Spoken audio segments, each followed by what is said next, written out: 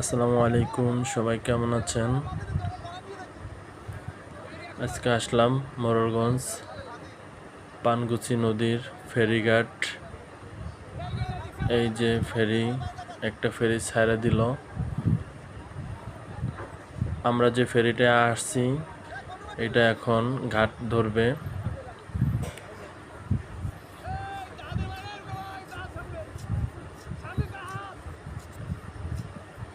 তো ওই ফেরিটার জন্য এই ফেরিটায় ঘাট ধরতে পারছিল না। তো ওই ফেরিটা চলে যাওয়ার পরে এখন এই ফেরিটায় ঘাট ধরবে। এখন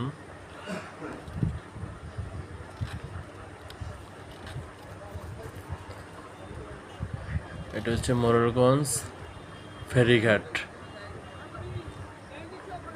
সবাই ভিডিওটি শেয়ার করে দিন।